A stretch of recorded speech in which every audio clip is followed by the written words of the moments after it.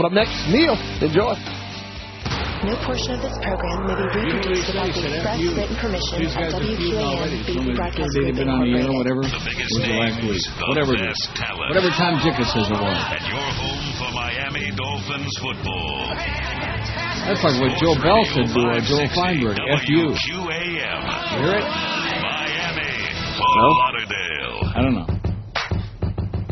Quality firearms, accessories, and training. Friday night is for the ladies with no range fees. Located in the warehouses west of 95 south side of Pembroke Road, 3130 Southwest 19th Street in Pembroke Park. American Range and Gun Shop, always on target. Have you ever heard the phrase, those who understand interest collect it and those who don't pay it? That's as true today as it's ever been.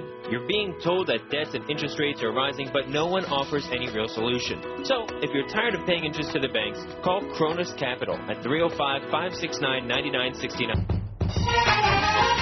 You get a lot of it. Sports! With Neil Rogers on Sports Hole Radio, WQAM. They're back, your favorite Jewish rock and roll nostalgia band.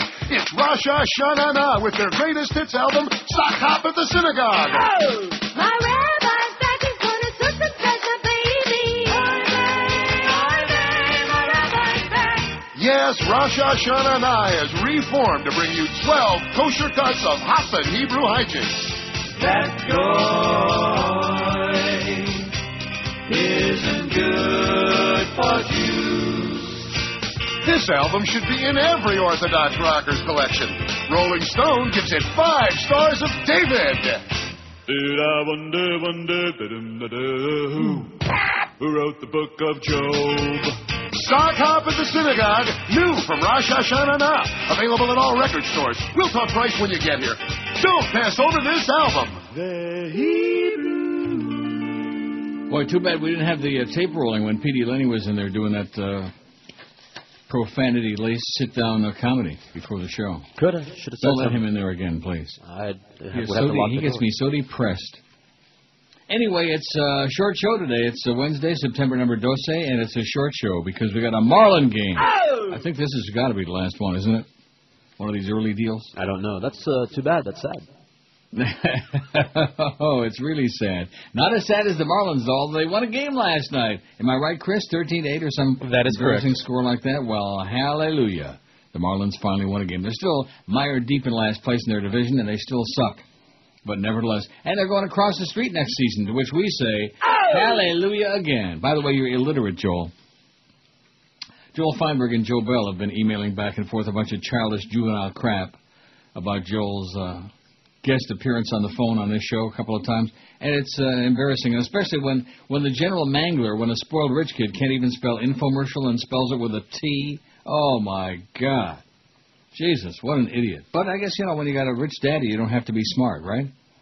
Right. Wouldn't you rather be rich than smart? Right. Especially with somebody else's money. A Miami woman who was a former contestant on the reality show Top Chef was beaten by attackers yelling anti-gay slurs, her lawyer said yesterday. This was in Seacliff, New York. Josie Smith Malave. Am I saying that right? Okay. A lesbian who was featured on Season 2 of the Bravo Channel show, Top Chef, was among a small group of women asked to leave a Seacliff bar over Labor Day weekend. Lawyer Yetta Curlin said, "Hey, Yetta." Yeah, Happy New Year, Yetta. About 10 young people followed the women out and began screaming anti-gay epithets, spitting on them, and then beating them, Curlin said. Wow. The women who had been on Long Island to attend a friend's birthday party suffered bruises, and one received injuries to her head. One of them had a camera taken in the attack. Smith Malave, who is in her early 30s, is openly gay, Curlin said. Her sister, who is straight, was also beaten. Well, I guess just guilt by association. Smith Malave is a former sous chef. What is a sous chef? A sous chef. What is that? I want to say it's like they do like sauces and stuff, I think. No. It's a saucier. For the Marlowe & Sons restaurant in Brooklyn. She's played for the New York Sharks of the Independent Women's Football League. You fairy. Woo. Nassau County Police said they were investigating. They declined to provide details of the incident. Curlin said she hoped the attackers would be caught and prosecuted on felony hate crime charges. You bastardos, you. How do you like that? Sous chef is the assistant to the head chef. Oh, so you're totally wrong. Yeah, I was totally wrong. Well, yeah, it was a good guess, though. It sounded very authoritative, like you knew what you were talking about. A fat slob like you doesn't know about, like, gourmet cooking. That's for damn sure. Or me. Senator Barack Obama will call for the withdrawal of all U.S. troops from Iraq and Iowa today. Let me be clear, he will say. There is no military solution in Iraq, and there never was. According to advanced remarks from the speech, the best way to protect our security is to pressure Iraq's leaders to resolve their civil war, immediately begin to remove our combat troops, not in 6 months or 1 year, but now. Now. We want the troops out now. But that's what he's going to say today. You go, Barack. Here's the poll from yesterday. We better talk fast because 12:30, we're out of here for the Marlin pregame show. Let's take a look at that schedule here. Marlins on Drek at 12:30. Marlins against the Washington Nats right up the street there at the stadium at 1:05. Weather permitting. And it looks like it's going to be a game. You know what I mean? And what did I tell you, George? They're playing early because it's Rosh Hashanah at sundown tonight. Great. Well, they don't want to offend the 40, 50 Jews who show up to the games, and then there's like 40 or 50 Julios, and then a bunch of ushers and people who get lost, homeless people. The Humper follows the Marlin game. Wow, what an assignment that is. That is like following dead air. That was fun. Then we got Miami Dolphins all access from 7 o'clock till 9. Game night with Eddie K, 9 to midnight, and then, you know. Well, what does that mean, game night with Eddie K? What game is tonight? Is it like There's Wednesday games night? all the time at night. Just not locally. Oh, just not ours. Yeah. Here's the poll result from yesterday. Now that Neil has killed the calls, which chronic caller will you miss the most?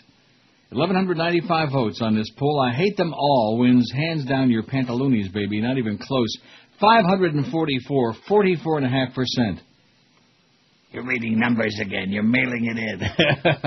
Oh, I didn't even need the full stamp today. When you only got a 2.5-hour show, you just like a postcard. It's good enough. 544 hate all the chronic callers. Reverend Jones edged out Eddie 121. I didn't like that. Can't imagine why. He would sure get my vote. What about you? Sorry. Eddie 116. That's Eddie. Jamba 109, edging out Gilbert 106. Gilbert kind of fell there. He was in leading the pack, or right up there near the top, and he kind of fell, which means he'll probably be crying now. My favorite part. Yeah. Joel Feinberg 51, a real major a-hole if there ever was one. And let me say it again, Joel. If you paid me quadruple what they're paying me now, I wouldn't work for you in your sorry-ass outfit and your bush league piece of crap. You're an idiot. You're a moron. Look up infomercial in the dictionary, okay? There's no T in it, you jackass. Prozac Ron, 29. He didn't do all that well. We left him off, and probably with good reason. Hi! The Jesus Christ guy, 23. He did okay. Blind Mike, 22. The You're Mailing It In guy, 22. The What Did I Do to You, Neil guy, 20. The 25-cent slot guy, Solamente 10, only 10. The guy with the eyes, 9, who only wishes that David Cassidy were like 18 again, and he could or 17, and he could elope with him. The S&P guy, 9. Boy, the S&P went way up yesterday. And the Joven guy, only 4. Nobody even... I don't think most people even catch it. You know, he does it just to aggravate me, because he's been doing it for like 20 years. Do you know what I'm saying? He does it with me, too, when I'm on there. No, I know, but I'm just saying, just does it to aggravate us, but the audience don't even know what the hell's going on. None of them aggravate me. I just hang up on them and dump them. That's it. Oh. You know, and go on with life. They don't aggravate me because I don't talk to them anymore. Beneath my notice. I don't talk to them no mo. There will be no calls on this show while this fat-ass old fag sits here doing this show. No calls. It's passé. It's in the past. It's a concept that once upon a time worked really well. It doesn't work anymore. It's garbage. It's swill, especially in South Florida where the people never really had much to say in the first place about anything. Hello, Dr. Dunn. I have blue lips, Dr. Dunn. What should I do? Here's today's poll. And by the way, Brandon, your poll is on tomorrow. Quit bugging me. I already had faxed it, and see, he didn't even read my message yet. He's all whining about, you must not like me anymore. You didn't put my polls together. Well, it's already going to be on for tomorrow, and I had already faxed it to Eric before I got your whining email there. Just relax, Brandon. Calm down. 664 votes on today's poll. I don't think we're going to get no 1,000 by game time, Chris. Oh, shucks. I guess we'll have to stay on till 2. What do you think? All right, you can stay, and I'll go. Not. Which do you think we will see as president first? A woman, 369. See, this is basically there's Barack Obama. To do that. Oh, sorry we missed the poignant parts of his comments. A woman, 369. African American, 125. See, this indicates to me a racial bias there. Wouldn't you say? Not that America's a bigoted, racist country, which of course it is. Right. But then again, what country isn't? See, the people voting might not be racist, but they might be presuming that everyone else is, so therefore. No, maybe they're just the Hillary crowd. I don't know. I don't know whether this is really... Maybe we'll have to do that poll on Friday. Yeah, okay. And we'll list all the candidates, including even the unctuous, bald-headed Fred Thompson. A woman, 369, an African-American, 125. It's like almost 3-to-1 there. None of them, 117. I don't care about politics, 36, and a gay man or woman, only 17. So, in other words, I guess Mark Foley and Charlie Crist will not be elected president in our lifetime. Isn't that a shame? And neither will Larry Craig, I guess. What about a bi? I mean, Larry's got a wife, you know. What about openly bisexual? What do you think? Why not? Something for everyone, you know? You can relate to everybody. This is what David Corn says on The Nation. This is short and sweet and to the point. Petraeus, I don't know if Iraq war makes U.S. safer. He says, did General David Petraeus today suggest that the war in Iraq may not make the U.S. safer? During a second day of appearances on Capitol Hill, Petraeus this afternoon appeared before the Senate Armed Services Committee. Fortified with charts and graphs, he presented the same we're on the right course pitch he delivered to the House Armed Services and Foreign Affairs Committees on Monday and to the Senate Foreign Relations Committee this morning. During the Q&A round at the Armed Services Committee, Senator John Warner, the Virginia Republican who used to chair the committee and has called for beginning a disengagement in Iraq, took a few sharp, albeit respectful jabs at Petraeus, noting that one intelligence report after another has said that political reconciliation in Iraq could be a bridge too far. He then asked Petraeus a pointed question. Do you feel that the Iraq war is making America safer? Petraeus paused before responding. He then said, I believe this is indeed the best course of action to achieve our objectives in Iraq. That was, of course, a non-answer. And Warner wasn't going to let the general dodge the bullet. He repeated the question, does the Iraq war make America safer? Petraeus replied, I don't know, actually. I haven't sat down and sorted it in my mind. Don't know? Is it possible that the war is not making the U.S. safer? Petraeus went on to note that he's taken into account the war's impact on the U.S. military and that it's his job to recommend to the President the best course for reaching the objectives of the policy in Iraq. Yet he did not say that the Iraq war is essential to the national security of the U.S. Warner didn't press the general any further on this point. The senator's time was up. This was quite a statement from the fellow who's supposed to save Bush's war. He advocates pursuing Bush's course of action in Iraq, but can't attest that this effort is crucial for America's safety. Is that being a good soldier? David Corn wants to know. Let me say this to you. That Corn sure is special. 673 votes on the poll. We'd sure like to get to like about 850 or something by the time the game starts. We'd like to get to something. Right, Chris? Yeah, of course. Always. Whatever that something will be. You know what we'd like to get to? 12:30. Oh. In fact, I wouldn't be surprised after the break if suddenly somebody snapped their fingers like, and oh my God, it's 12:25. Wow. Wouldn't that be a shame? No. I want to give you an update of what took place just now off the air, because I think it's important you hear this. Howard just called the radio station, Howard David, who I get along with great, I thought.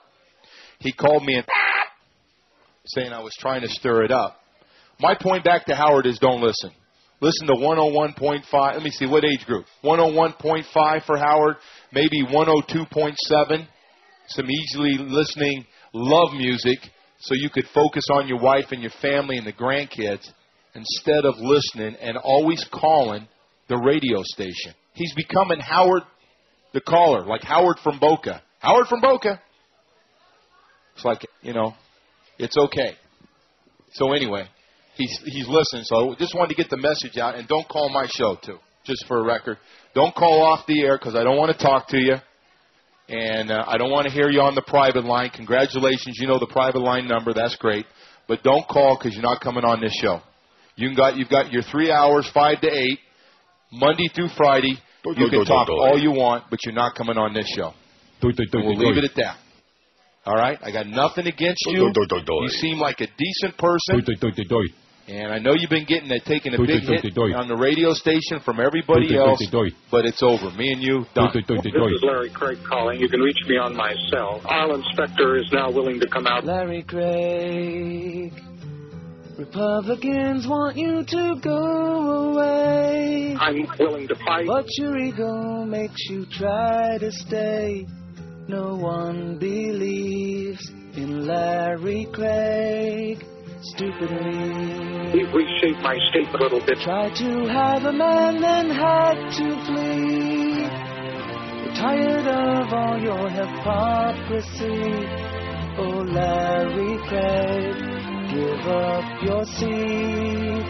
If you have to go, then just go. Best you don't stay. It is my intent to resign. You did something wrong. You don't belong now, Larry Craig. Larry Craig. You gave your meaning to the term Senate head. I'm gay and I get on men. Your new office will be labeled men's. No one believes in Larry Craig. No. 10:19 at 560 WQAM. Thank you. You're welcome. Marlins and the Nats coming up at 12. Pregame 12:30, game time 105. I'd head over to the stadium right now if I was you guys for a real entertaining game this afternoon. Wow. Okay, see you later. Daily Pulp. This is something on some blog. I don't know. I can't read whose it is. Do we know who prints this crap? I mean, there's really good stuff about local radio. But whoever is printing it is obviously faxing it to us, I would assume. Yes. Jim DeFeces to Fort Lauderdale, ? Wow. Here's some really breaking radio news.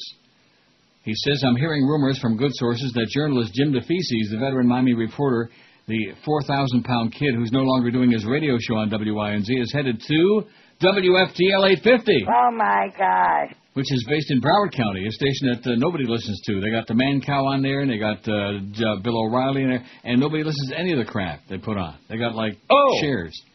The 50,000-watt signal stretches from Fort Pierce to Key West, so all you folks who have been lamenting the loss of the feces in the comments below should have some good news, it says.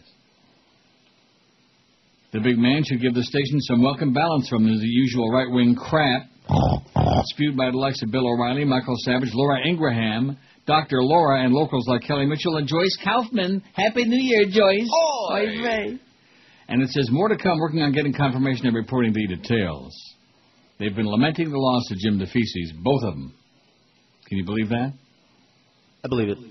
So evidently there must be some comments on this individual's blog, but I don't know what the blog really is. The Daily Pulp, should I check that out during the next break?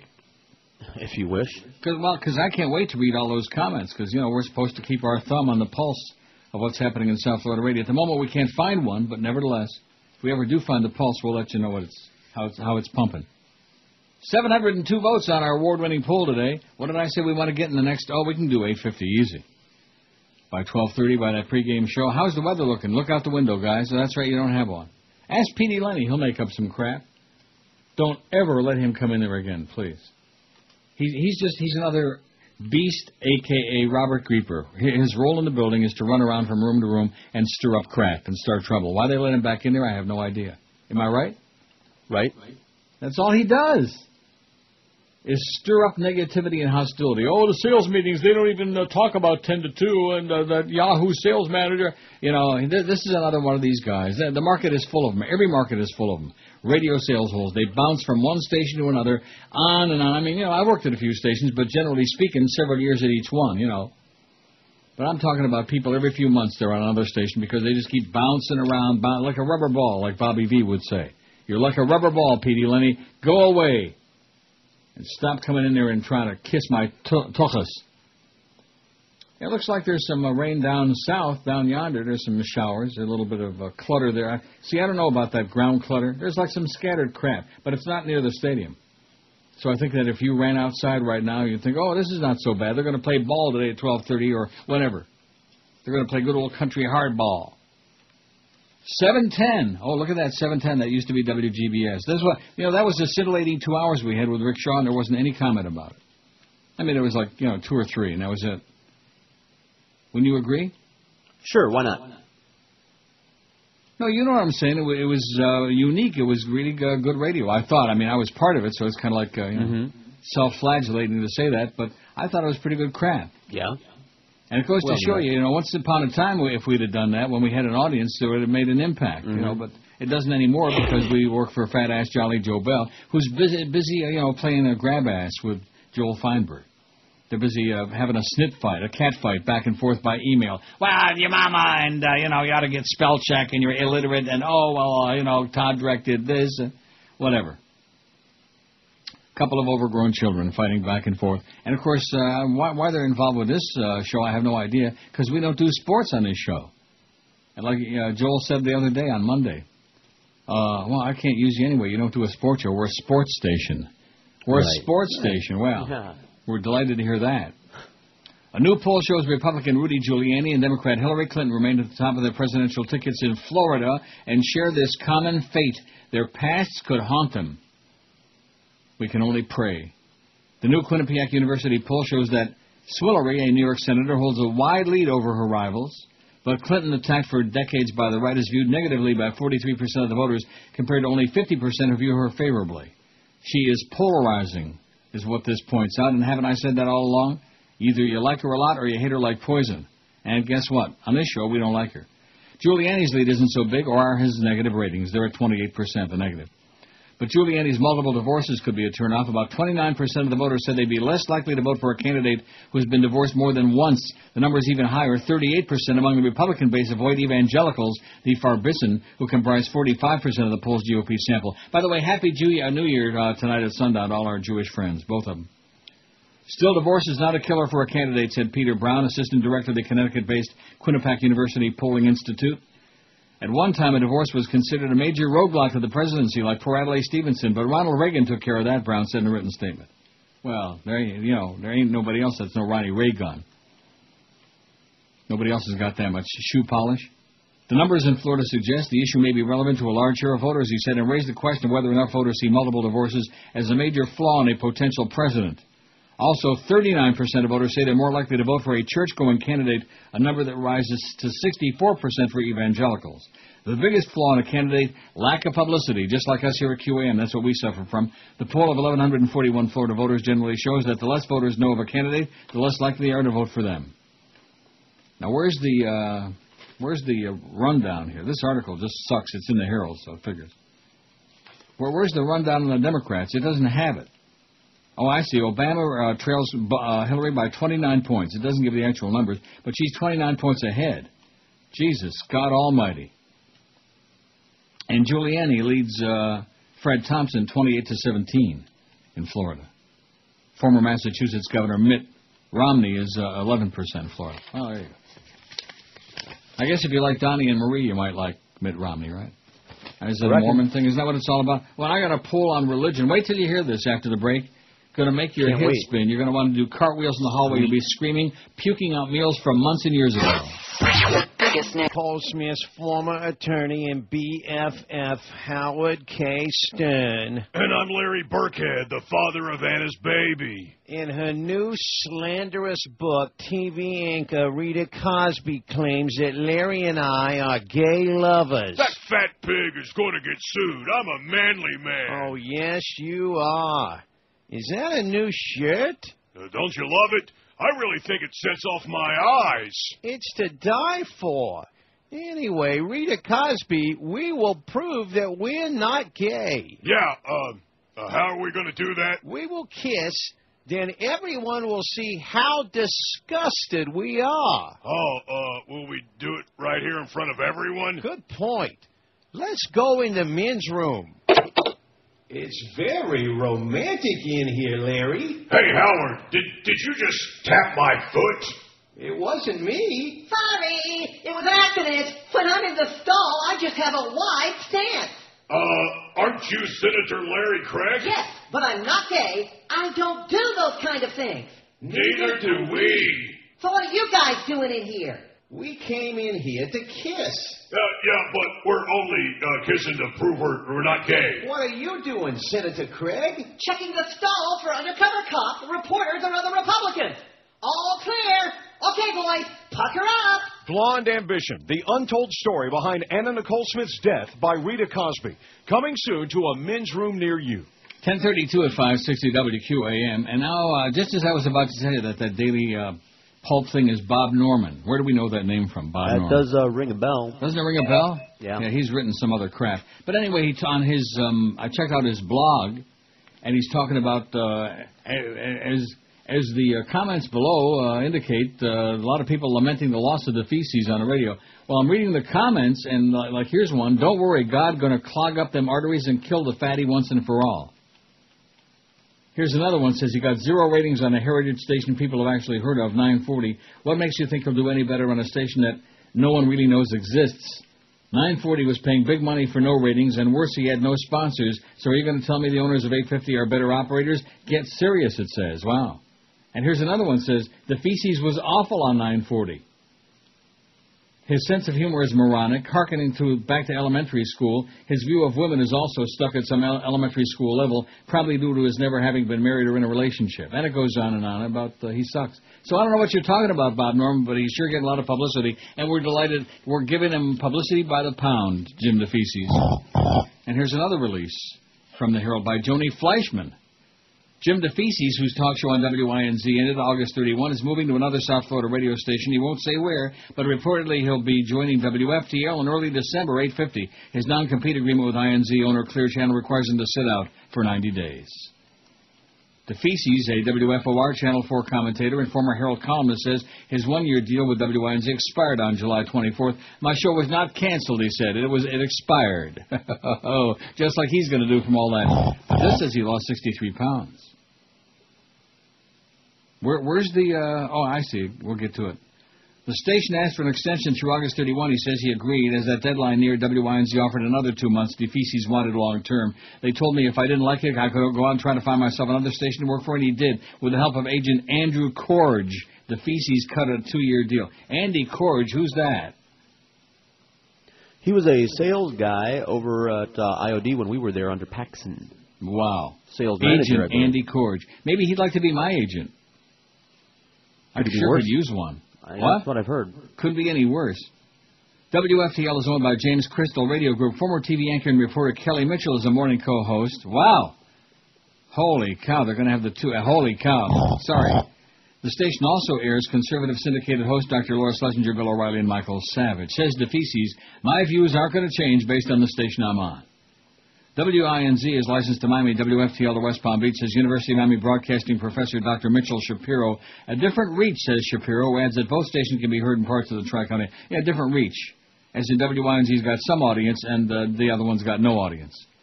It says DeFeces will likely have a morning or afternoon gig.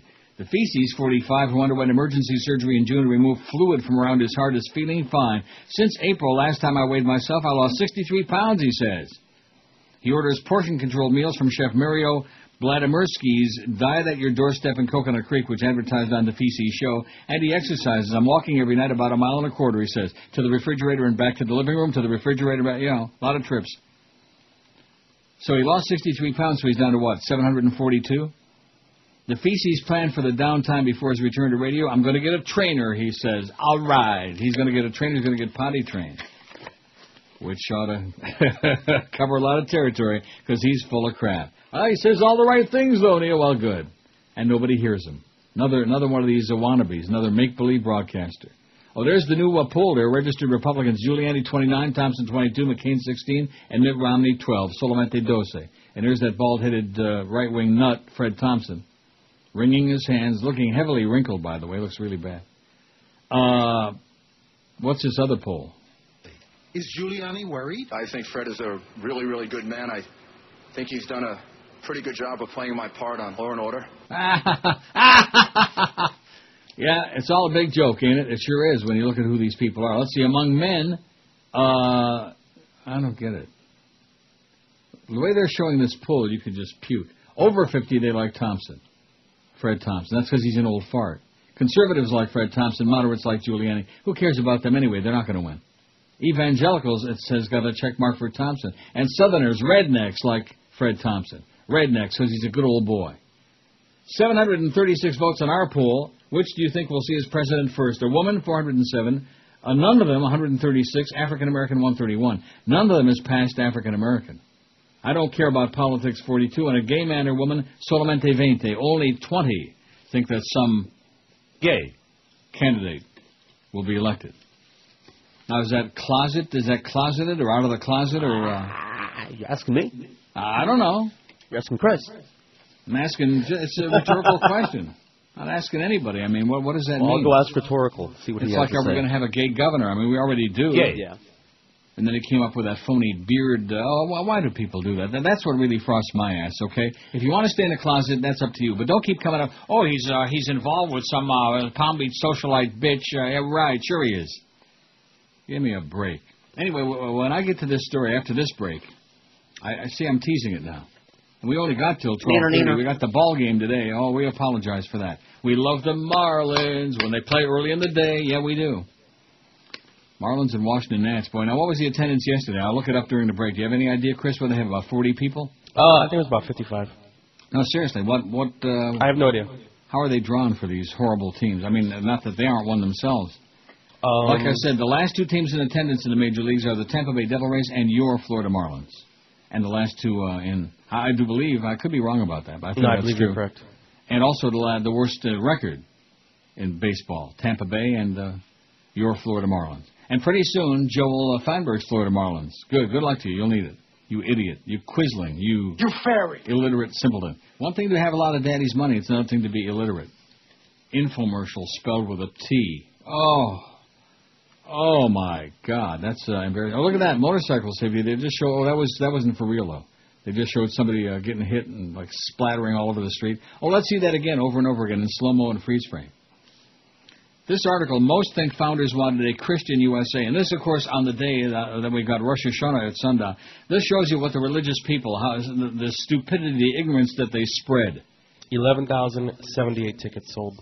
So that means that there were about maybe 4,000 or 5,000 people there. Yeah, maybe if you count the ushers and people within 2 miles of the stadium. The biggest names. The best talent. And this afternoon game, wow. Is there going to be a crowd there for that? Oh, I forgot. Americans, it's Paul Harvey. Stand by for news. While proudly showing off his new apartment to friends, Hank Lester, a college student, led the way into the den. What is the big brass gong and hammer for? Robert, his friend, asked. Well, that's the talking clock, Hank replied. How does it work? Well, take a look at this. Hank proceeded to give the gong an ear-shattering pound with the hammer. Suddenly, someone screamed from the other side of the wall, "Knock it off, you idiot. It's 2 o'clock in the morning." Now, page 2. Julie was trying hard to get the ketchup to come out of the bottle. During her struggle, the phone rang, so she asked her 4-year-old daughter, Susie, to answer it. "It's the minister, Mommy," the child said to her mother. And then she added, "Mommy can't come to the phone right now. She's hitting the bottle." Paul Harvey. Good day. 10:44, 16 before 11 at 560 WQM. We got your Florida Marlins and the Washington Nats at 12:30. Just a warning. Don't say we didn't warn you. In USA Today, will you listen to this, please? If I must. Most think founders wanted Christian USA. Oh, my God. Most Americans believe the nation's founders wrote Christianity into the Constitution, and people are less likely to say freedom to worship covers religious groups they consider extreme, a poll just out today be finding. The survey measuring attitude toward freedom of religion, speech, and the press found that 55% believe erroneously that the Constitution establishes a Christian nation. A Christian nation. Oh, my God. In the survey, which is conducted annually by the First Amendment Center, a nonpartisan educational group, 3 out of 4 people who identify themselves as evangelical or Republican believe that the Constitution establishes a Christian nation, and about half of Democrats and independents do. All right. Most respondents, 58%, say teachers in public schools should be allowed to lead prayers. Baruch atah Adonai, Barei Pri Hagaf, everybody drink the Manischewitz. That's an increase from 2005 when only 52% supported teacher-led prayer in public schools. More people, 43%, say public schools should be allowed to put on nativity reenactments with Christian music than in 2005 when only 36% did. We're moving backwards, baby. I don't think that the Bush crowd's got much to do with that, do they? Sure they do. Why not? What progress? What regress they've made during these woeful years? Mm-hmm. Half say teachers should be allowed to use the Bible as a factual text in history class. That's down from 56% in 2000. Charles Haynes, senior scholar at the First Amendment Center, says the findings are especially troubling during a week when top diplomat in Iraq gave a report to Congress on progress there toward achieving democracy. Americans are dying to create a secular democracy in Iraq, and simultaneously a growing number of people want to see a Christian state here, he says. Excellent point. Haynes says the Constitution clearly established a secular nation where people of all faiths or no faith are protected to practice their religion or no religion without governmental interference, without a bunch of getchkis twisting their arm and giving them a bunch of crap. Rick Green of Wall Builders, an advocacy group that believes the nation was built on Christian principles, says the poll doesn't mean a majority favors a theocracy, but that the Constitution reflects Christian values, including religious freedom. Like during the Crusades and the Inquisition. Religious freedom. I would call it a Christian document, just like the Declaration of Independence, he says. Oh. The scariest number, in Haynes' opinion, is that only 56% agree that freedom of religion applies to all groups, regardless of how extreme their beliefs are. That's down from 72% in 2000. More than 1 in 4 say constitutional protection of religion does not apply to extreme groups. Haynes says many Americans consider Islam extreme, especially since 9/11, but he says Roman Catholics were viewed that way in the 19th century, and some people still consider Mormons on the fringe. They're on the fringe, as in like the Surrey with a fringe on top. We are seeing the product of years of not teaching the First Amendment at a young age, said Gene Polisinski, the Center's executive director. People are applying their own values rather than an educated knowledge of the Constitution. You can't complain about education in America because, generally speaking, there ain't none. Still, he says, support for constitutional freedoms has rebounded from a low the year after 9/11 when 49% said the First Amendment goes too far in the rights it guarantees. Now 25% agree. Other findings, 74% say public schools students should not be allowed to wear a T-shirt or a message with a message or picture that others might find offensive more than any time since the survey began in 1997. 74%. You see, censorship is where it's at. About a third, 34%, believe the press has got too much freedom, the lowest percentage in 10 years, but most distrust the news media. 60% disagree with the statement that the news media try to report the news without bias. Oh, brother. A Christian nation, my fat ass. I'm telling you, these are the dangerous people. We're talking about religious extremists, not the ones in Iraq, not the ones in Afghanistan, the ones right here in the U.S., eh? All the ones, all over the world, religious extremists, since the beginning of recorded time, since man came out of the slime and a bunch of getchkis started making up these bubble mice, these stories, so they can control people's minds, and, of course, in line with that, their money. Isn't that what it's all about? Ask Jan and Paul Crotch and all these guys, and Jimmy Swaggart. Does he walk with a Swaggart? A Swagger stick. 766 votes on the poll. We're gunning for 850 by the time we get to... Well, we're going to do that. What should we gun for here, Chris? I gunned too low. Let's go for about 850 today. Maybe 950. Let's do it.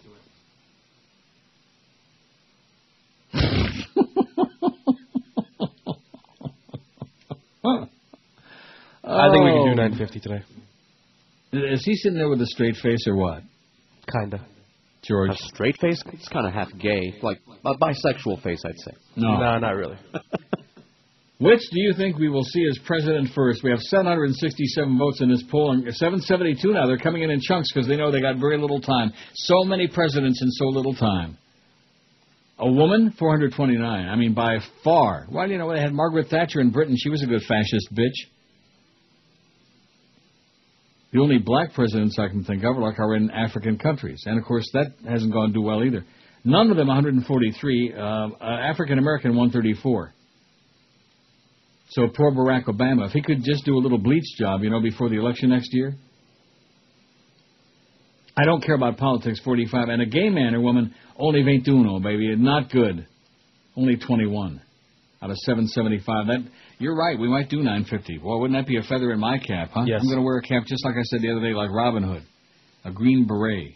Remember Sergeant Barry Sadler, was it? Who? Sergeant Barry Sadler. Oh, the song. The Ballad of the Green Berets. Da da da da da da. You got it? Somewhere I can't get it. You're not going to have to sift through a whole bunch of his songs because that was it, The Ballad of the Green Berets. George is digging for it in his nose. This thing's slow today. Is it in there? I'm sure it is.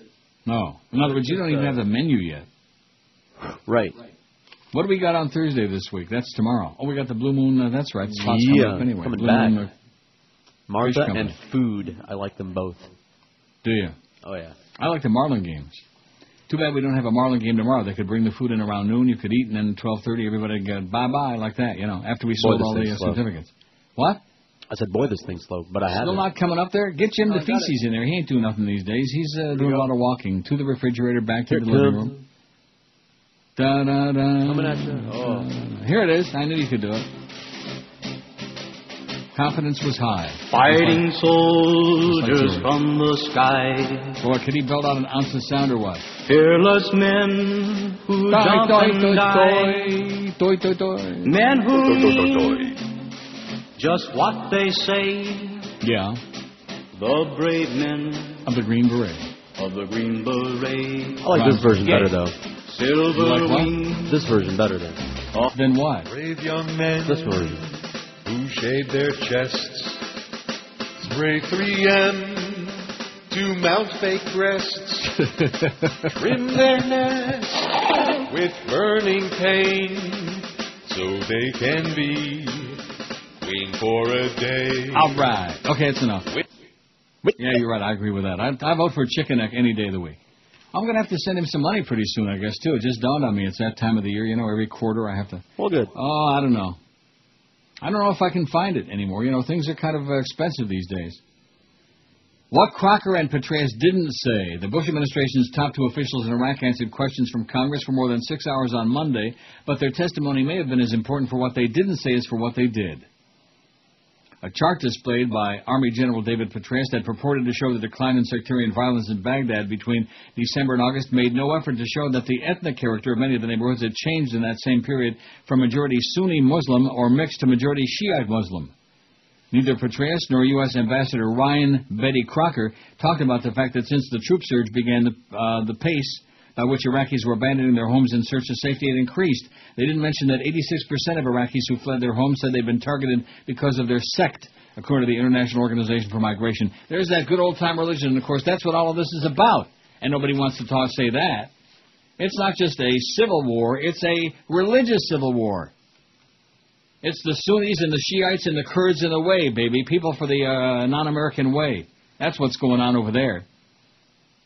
It should be like a textbook, like a lesson for all the young people all over the world. If you want to see what religion does best, here it is. Just see what they're doing over there. From the beginning of time, since they first invented this crap, all this nonsense, this mumbo-jumbo, all the superstition, religion does one thing better than anything else. Kill some people. That's right. Make them an offer they can't refuse. If they don't believe you, kill some people. That's right. If you don't like the way they look, kill some people. If they don't like the way they dress or the way they... kill some people. Their headgear is bad, kill some people. If they don't interpret what Mohammed said the same way that you do, kill some people. If they're not Orthodox, if they're going to drive tonight on Rosh Hashanah or maybe on Yom Kippur, kill some people. Like in Brooklyn, where the Orthodox throw bricks at the non-Orthodox Jews. Very nice. Been going on forever. Well, they got kill some people. Yeah. Irving? Kill some people. Attaboy, Irving. I wonder if Irving Schindler's still alive. Call in, Irv. We don't take any calls anymore, but call in anyway if you're alive. See if the phone rings.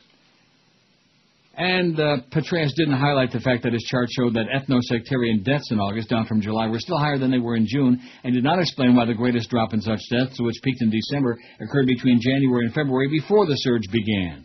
Surge my ass, okay? Serge Savard played for the Montreal Canadiens. What? I said, how's it going? 787 on the poll, and Chris thinks we can make 950 by 12:30. That's the important thing today. That's our assigned job. Our job. I think if, what's his name is smart, Joel Feinberg, he'll get Mo on there. Mo in the Moaning. Mo and Sid. Sid the Kid. Talk about creating just rampant anti-Semitism all over the globe. That would do it. That would work for me, I'll tell you that. I would tear off my tzitzis. So what are you doing for Rosh Hashanah tonight? Me? Adultery. We're going to go to shul or what? Yeah, sure. I think Joel Feinberg ought to go to shul because based on his emails, his illiterate emails, and his pathetic call to us on Monday, he hasn't got a prayer. Pretty weak, Joe. This is your brain. Any questions? No.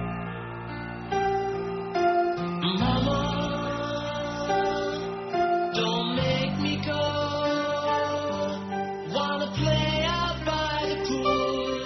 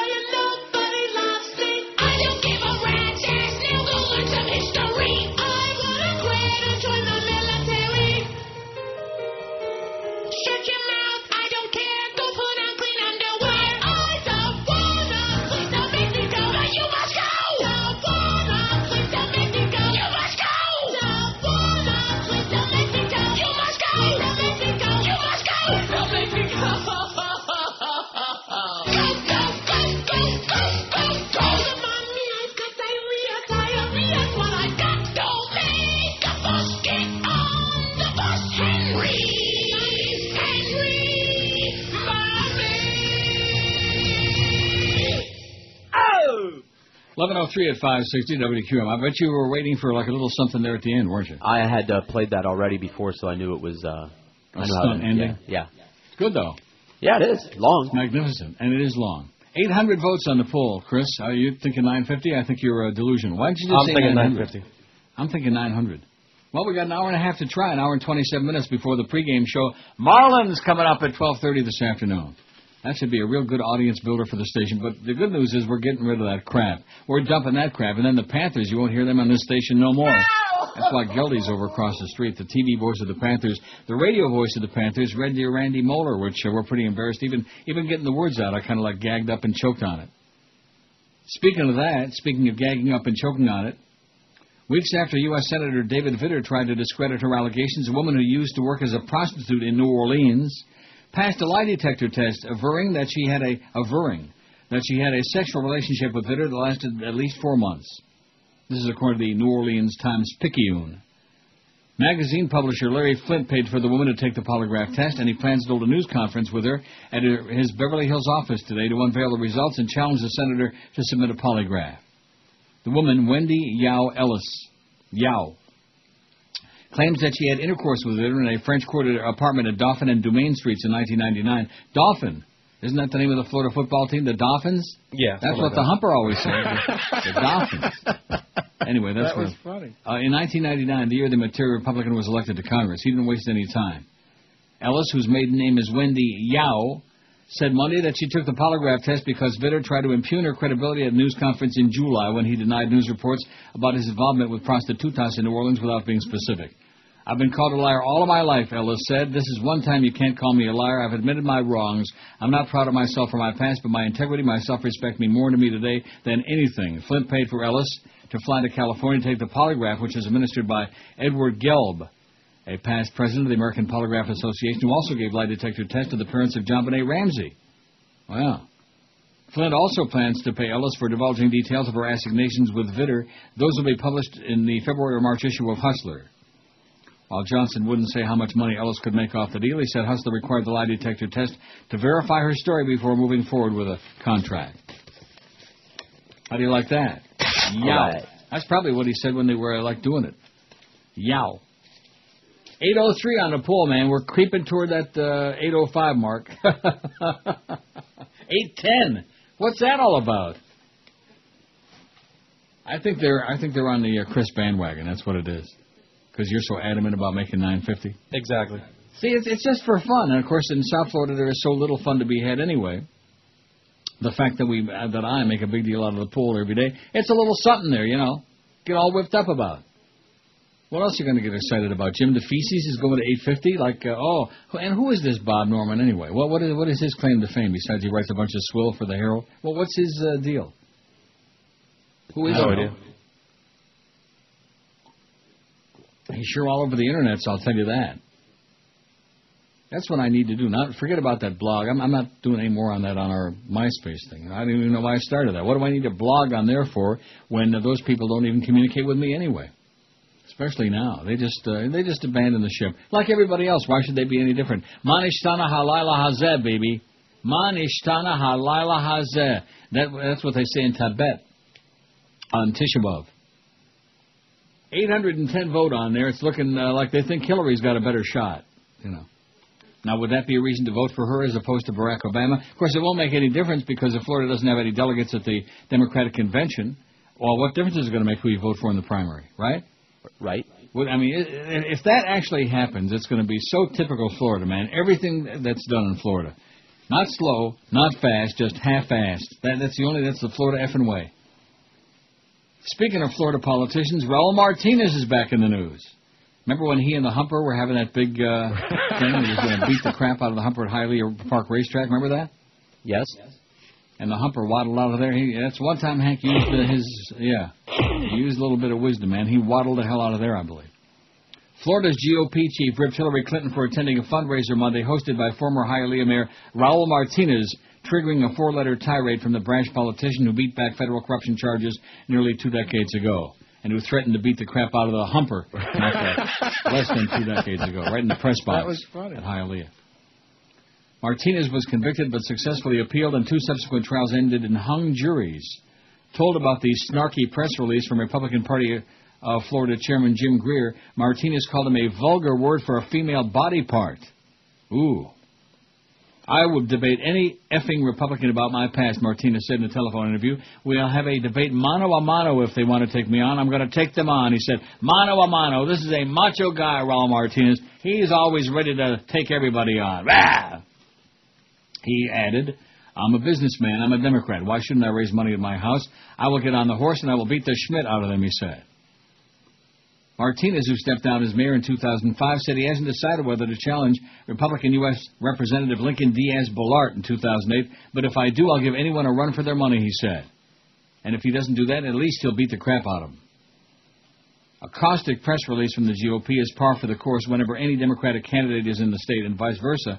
By responding to the debate, Martinez allowed the opposition to distract from an otherwise successful campaign day for Swillery, packed with 4 private fundraisers in a forum attended by hundreds of residents at Century Village in Boca. They love Hillary. Oy vey, they get such nachas from her.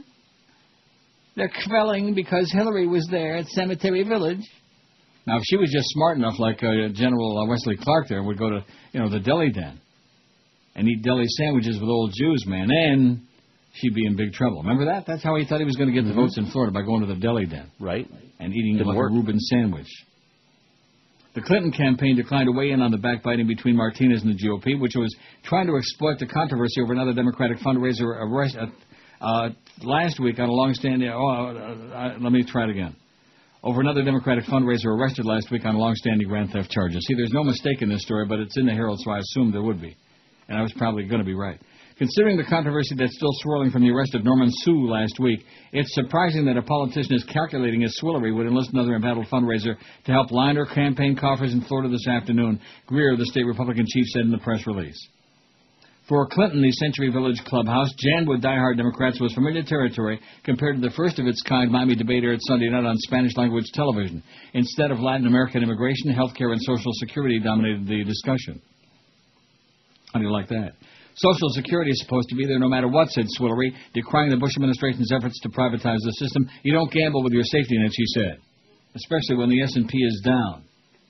Is the S&P up or down, George? Well, let's see. I think it's up a little bit. It's up 1.75. The S&P's up, Neil. Anyway, she said, you don't gamble with your safety net, Social Security. That's gospel to the elderly crowd. They responded warmly. She's just unbelievably, said Carol Wolfson, 66. She hit it right in the heart. Oy vey. She's so wonderful. Hey, Hillary, we love you so much. You phony bitch.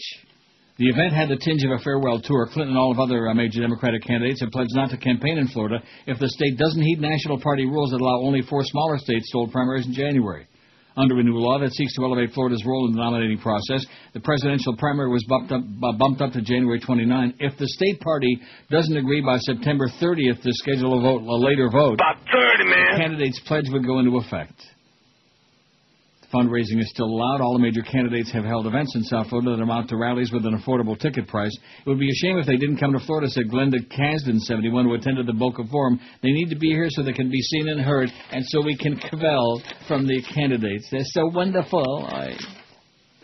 823 votes on the poll. Marlins baseball only an hour 19 minutes away, but who's counting? Wait till you hear what they say. It's all next on Larry King Live. This is Larry King Live in Washington. Let's go to phone calls. Hello. This is Larry Craig calling. Hi. I seek activity in bathrooms. Why men's rooms? I am gay. Whoa, nothing against being gay. I lower my pants. Whoa. Spread my legs. This is what goes on in bathrooms, right? Yes. You get it in the mall in North Carolina, too? Yes, I do. Thanks so much. Thank you. Bye. Go get him. We'll be right back on Larry King Live. Don't go away. Go get him, Larry. 11:16 at 560 WQM. Happy Wednesday to you, September 12th. Well, we got through the 11th of September, 9/11, and the world didn't come to an end. Aw. There was no terrorist attack. There are a couple of bomb threats, which it wouldn't have been complete without that. I'm working now on, since it's only an hour and 13 minutes away from the Marlin pregame. Not that I'm counting, you understand. I'm working on my pregame music, my intro music. Sweet. What? No, I like the song. Oh, I love the song. Well, we already agreed that we love the song. And if you don't, but I've played it too many times, though. What? If you don't, you're a commie. Here you go. I hate this song. Born Again Tony Orlando, baby. Can he sing or what? No. Hey, little girl. Hey girl, what you doing down there? Here's a pretty good song. Mm-hmm. Wow. Really Stereo. overplayed, but still. What is it? I have a pop-up toaster that plays this. Yeah. It's everywhere. Nursery rhymes. There's a port on a western bay, and it's I don't know. It's kind of like boring, you know. Hey, this is a good one for Jolly Joe Bell and Joel Feinberg. Yeah. Everybody plays the fool. That's right. correct. Sometimes. I know what that's all about. The main ingredient. The main ingredient in my life. so your heart broke. Okay. Oh, here's a song I love. Maybe I'll do this. Oh, although this might be better. It might be the one. I don't know. Although I'm still, I think I agree with you. You can't beat this. No. And since this is our last Show Us Interrupt This Marlin game before the end of the season, which can't come soon enough, I think it's our last chance to get that in there. Because we don't want to start like spinning wax here, you know. Because then they'll get all bent out. Oh, we're not playing you to play music. It's supposed to be a talk show. First he shut off the freaking phone, and now he's playing music. Well, they won't discuss that because they don't discuss the show anyway. That's what Petey Lenny came in this morning. That was his spy report. As he continues being a professional Schmidt disturber, telling us that during the sale. And now was that Petey Lenny or was that Red Ruffin Sword that was in there this morning? Oh, he didn't have the Red Ruffin Store hat on, so. Oh, returning to the scene of the crime with the same old slime. You know, that was quite a performance that he put on this morning. 836 votes on the poll about is a woman going to get elected, a dark guy, a dark person, none of them, fag, whatever. Oh, there's Nancy Pelosi, who should only croak. Continue. We'll see how that plays out in the God. prime And time she's address. standing there with that boring, oh, my God, Harry Reid. I tell you, I'd rather see Greg Reed on there, and I'd rather croak than see him again. Now, is he hanging around there, did you tell me, or was that just did I dream that? He was spotted the other day, but I'm not sure when because I wasn't the one that He was spotted spotted? him. Yeah, I didn't spot him. Chris Doing did. what? Probably looking for his job Walking back. around, filling a suit. Probably looking for his job back. And, of course, if I'm the Beasleys, I'm thinking, you know, Greg was never that much of a genius, to say the very least. You know, he was kind of a goofball and did a lot of shady things behind the scenes. But compared to what we got now, oh, I don't want to say that because then I'll be getting another phone call from Fat Ass Jolly Joe saying, "Hey Neil, how you doing?" Yeah. See, when he calls me and talks to me, it's always like very copacetic. Probably deals with me the same way he deals with you. Rips me my ass behind my back. In fact, I wouldn't be surprised if there's more of those emails that we didn't see yet, the ones that Joel Feinberg sent you in hopes that I would read them on the air, which I did not. Just trying to create a big, big problem is what you're trying to do. And actually, you probably ought to get your ass sued is what I'm thinking, Joel. And you guys sure got enough money to take a real big multi-million-dollar lawsuit, and then I could just retire. He's an agent provocateur. No question about that. Now, did we decide that Dick Fatherly is dead or not? I didn't decide anything. Oh. 5 Iraqis answer Americans' questions about security in Iraq. As you know, we have lots of soldiers over there who are risking their lives and dying so that you can live in a freer country. About the American that die here, I'm sorry for them. You know, everybody dies here. Iraqis die, and everybody dies. You know, it's really painful for their family. Yeah, that's what they're all screaming. I'm dying over here. Doug Thompson on Capitol Hill Blue says, a rare moment of truth on Capitol Hill. A rare defining moment that cut through the fog of political rhetoric emerged on Capitol Hill Tuesday as General David Petraeus wound up his second day of testimony on President Bush's failed Iraq war. Senator John Warner, the moderate Virginia Republican who now questions Bush's handling of the war, asked General Petraeus if America is a safer place as a result of the war that's cost more American lives than the 9/11 terrorist attacks. After first trying to weasel out of answering the question, Petraeus said he really hadn't given America's safety any thought. Incredibly, he admitted the safety of this nation was not the issue in Iraq. Said Petraeus, "Sir, I don't know actually. I haven't sat down and sorted it out in my own mind. I haven't stepped back to look at. I've certainly taken into account the impact on the military. The strain on our ground forces in particular has been very much a factor in my recommendations, but I've tried to focus on doing what I think as a commander is supposed to do, which is determine the best recommendations to achieve the objectives of the policy from which his mission is derived, and this is what I've sought to do, sir." In other words, a general on the ground, the man Bush has said all along we should listen to, admits in sworn testimony before Congress that the safety of America is not a consideration of the war in Iraq. Absolutely. Petraeus' admission contradicts Bush's many claims that the whole idea of his trumped-up war in Iraq was to make America and the world a safer place. Anyone with an IQ above that of an average plant knows that Bush's ill-conceived, lies-based, politically motivated Iraq war, along with his so-called war on terrorism, has made the world and America more dangerous. Petraeus wiped out the last illusion of Bush's debacle in Iraq. He callously removed any hope that thousands of American women and men in uniform died for any legitimate purpose. If America's safety was not the primary reason for sending all those soldiers to their death, what the hell was? On Thursday night, Bush will tell the nation he hopes to reduce troop strength in Iraq by 30,000 next year, putting the number of people in harm's way at the same number it was before he launched his so-called surge late last year. But Democrats on the Hill say when you look beyond the vague conditional promises Petraeus made during his testimony, you can only conclude that the administration's real plan is the U.S. involvement in Iraq for at least another 10 years. The Iraq War has already lasted longer than America's involvement in WW1, WW2, or Korea. 10 years from now, if we are as predicted still in Iraq, the conflict there will surpass Vietnam as America's longest-running war. And America in 2017 will be no safer than it was on the morning of 9/11, 2001. That's what Doug Thompson says. They haven't dragged his ass away yet. That's the good news. It's kind of like what you always say about how when you come in and you hear that I'm alive, another day. Right. It's the same thing when I see another new Doug Thompson column. They haven't drug his ass away yet. 840 votes on the poll. Ill-conceived Chris believes we're going to make 950 by 12:30 by tea time. He was ill-conceived? By the time that Larry Craig heads for the tea room. What's your favorite, tea time or tea room? 25 past 11 at 560 WQM, just an hour and 5 minutes away from that precious Marlins pregame show. And as we get down toward the end of the season, we ought to stop and think, especially Erev Rosh Hashanah, that these Marlins are going to be soon departing. Very soon we'll be having our last Marlin broadcast on this radio station. Doesn't that bring a tear to your eye? A lot of things do. Nads. Welcome to ESPN's coverage of the NFL All-Con Team Selection Show. I'm Matt Franklin. Now, last week, we named our All-Pros. Now, this week, we salute the athletes who have had run-ins with the law. Joining me, as always, is Ted Brewster. Great to be here and can't wait to get started. All right, without further ado, let's see who our NFL All-Con secondary looks like.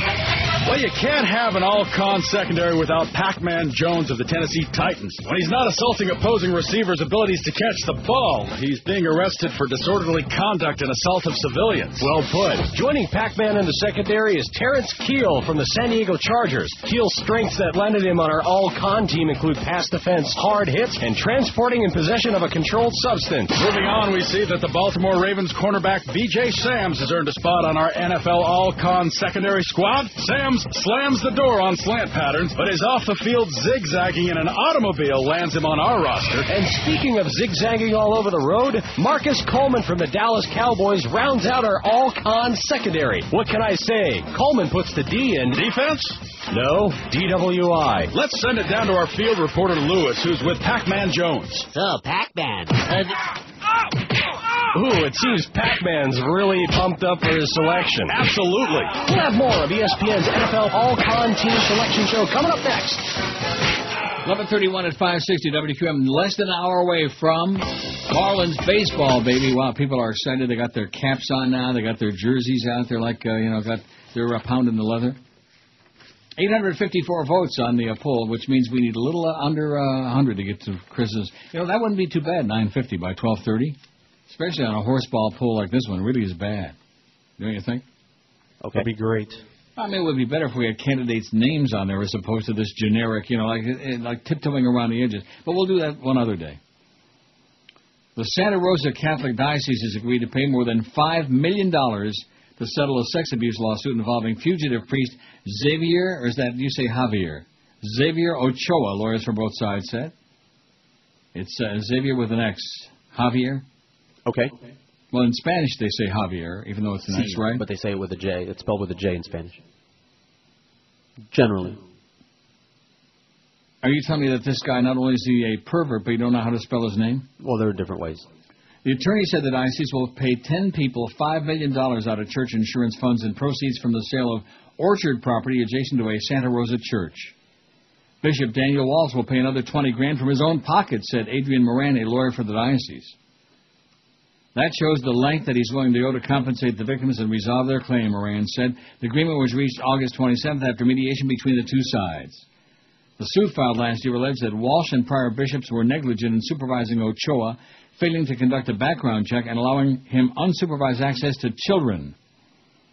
Ochoa most recently was a priest at St. Francis Solano Church in Sonoma, California. He remains at large and is thought to have fled to Mexico in May of last year, a week after authorities say he admitted to Walsh and other church officials sexual improprieties with several children.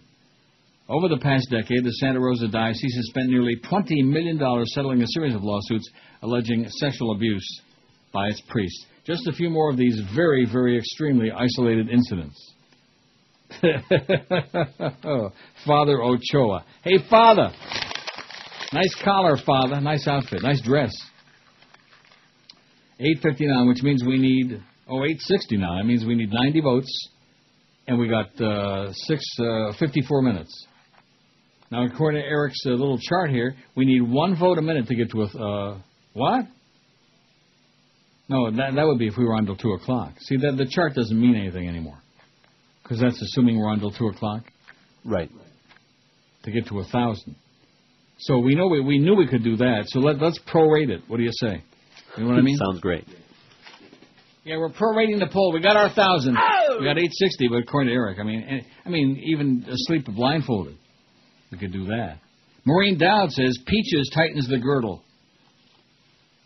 Maureen Dowd in the New York Times this morning says, Joe Biden didn't talk that much yesterday for Joe Biden.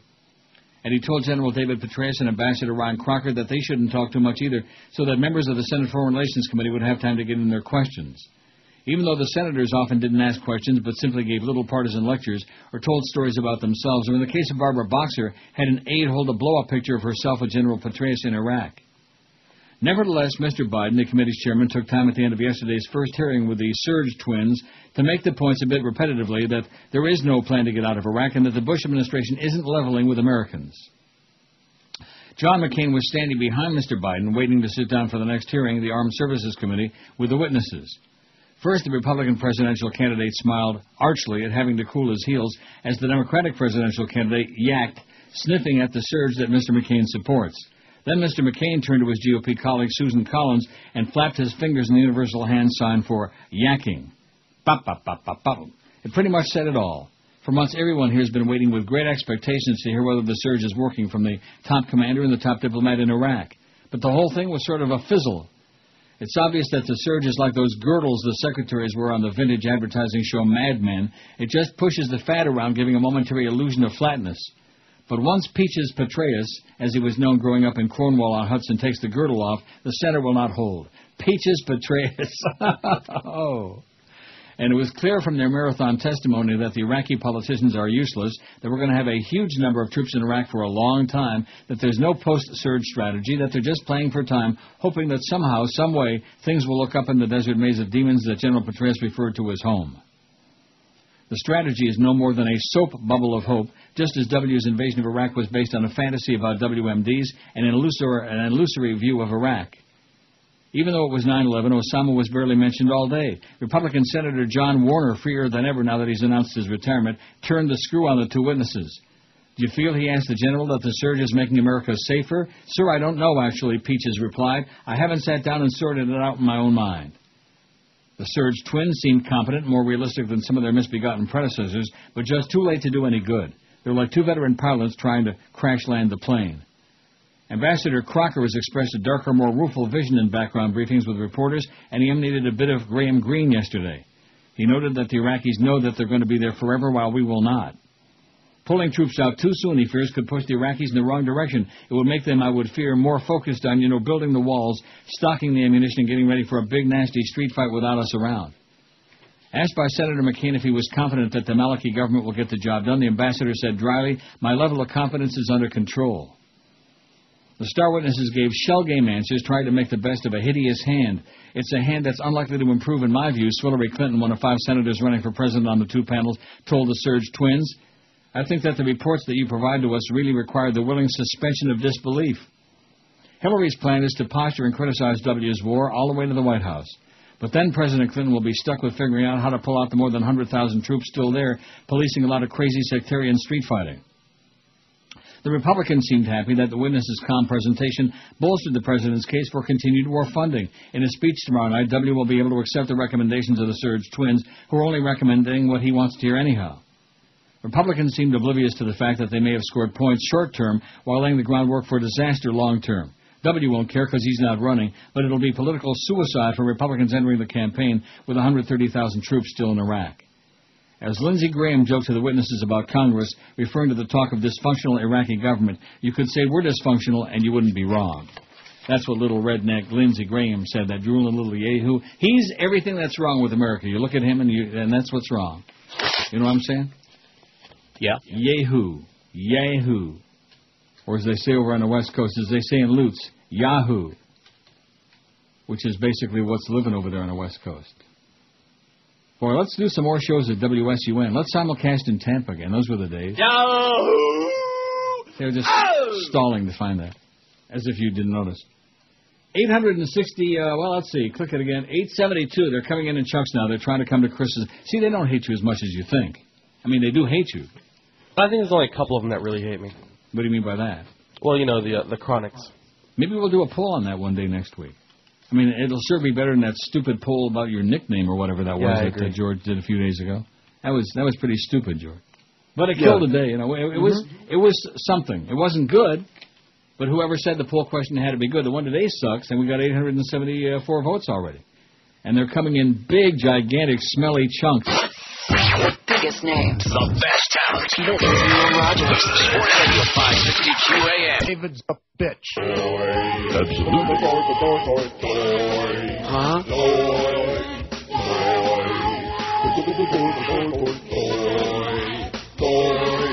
I can't get over what that Huey said today. He's got a lot of noise to talk about me that way. I don't give a crap what that fairy has to say. If he wants to smoke pink cigars, then let him. Why, I'll have you know, I know what I'm talking about. Every morning at the condo, I take the elevator down, and on my way to the car, when I pull my folding basket out, I grab a free condo paper. The toys are back in town. Toys are back in town. The toys are back in town. The toys are back in town.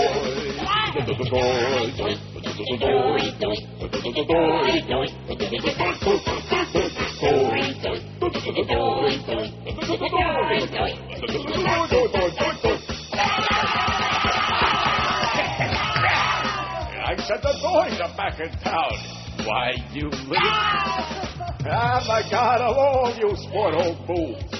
I know everything that's going on in the news. Why, I even know all the new Mahjong rules. I'm hip to the jive, Daddy-O. Too bad they're going down tonight. It's a better show when I take your place. I know I ain't no Ed Hoyle-he, but when they drop, my voice will change. You little smoothie.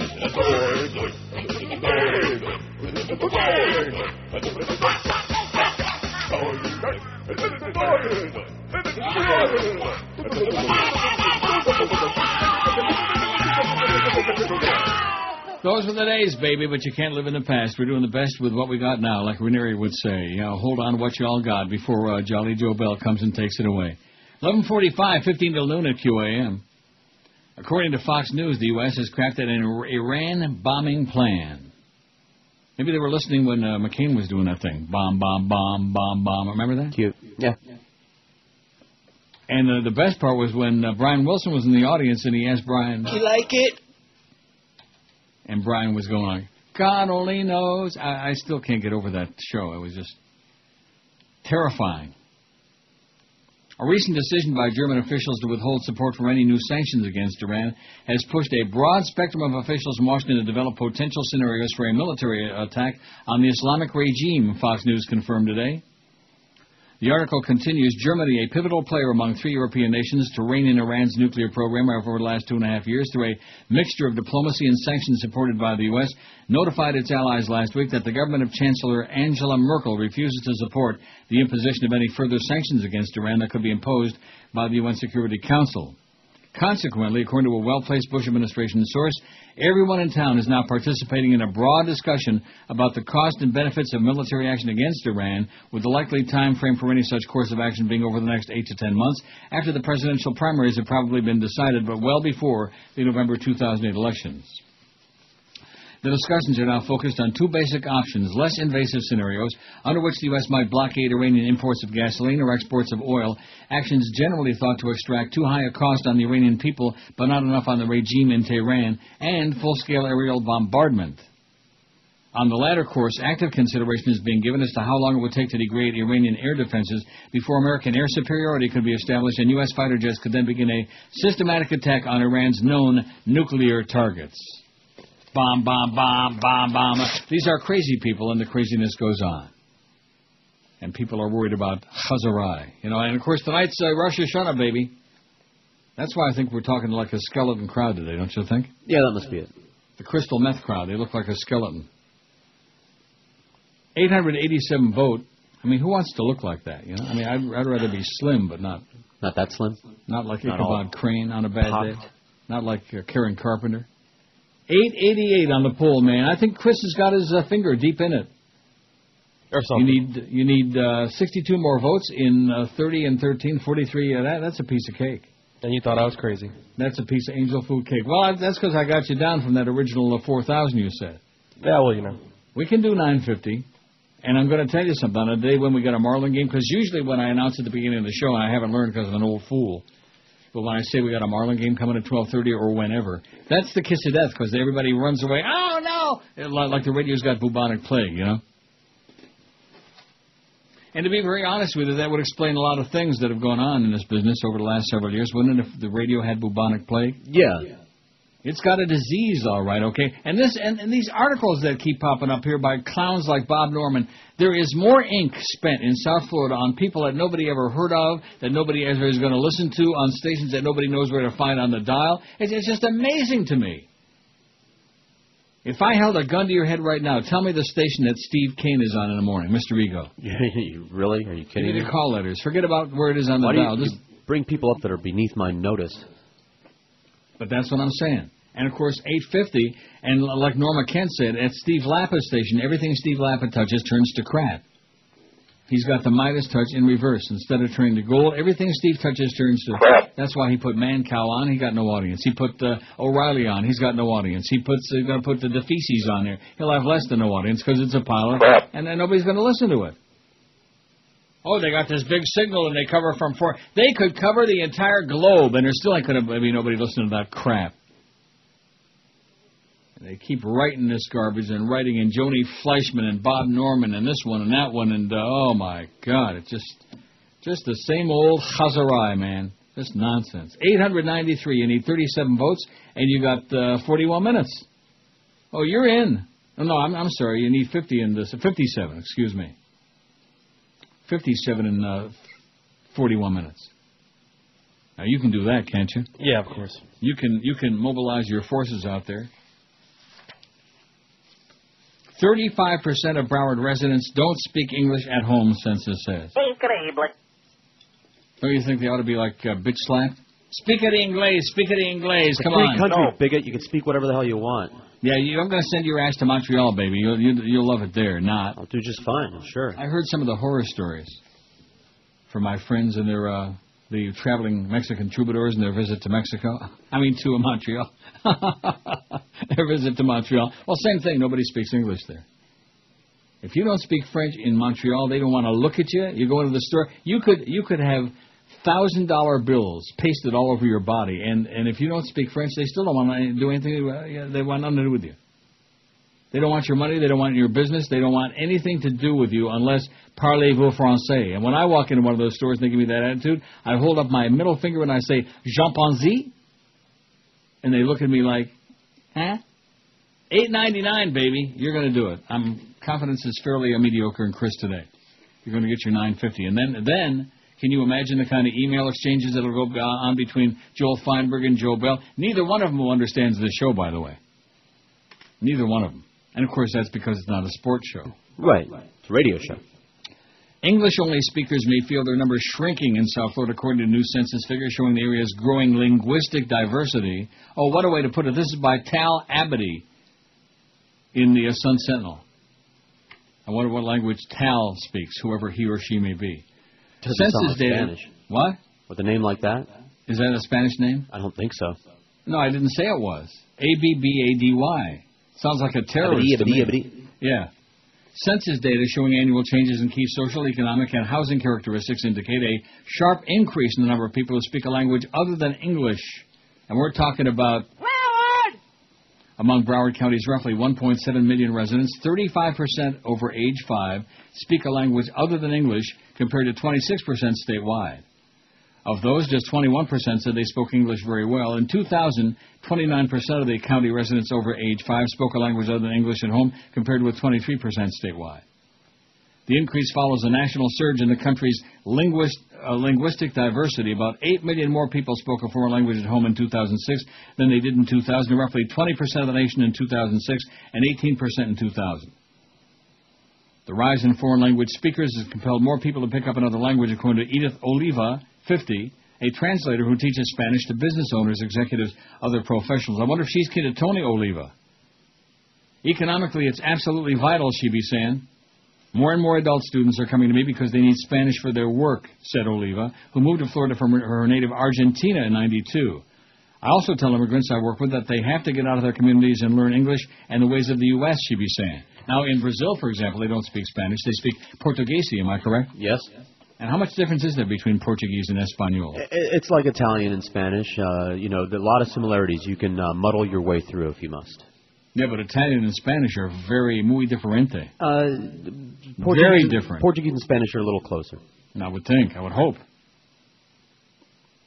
Though Spanish is the most prevalent foreign language in Broward County, the area also includes a rich cross-section of Haitian Creole and Brazilian Portuguese speakers. How do you like that? Yeah, man. Roger E. Savain, a Haitian-born freelance translator and interpreter who lives in Plantation, says Creole was barely heard here when he moved to Florida 19 years ago. Yeah, man. Why do I keep playing that? It's got nothing to do with Creole. That's a Jamaican thing, ain't it? Yeah, man.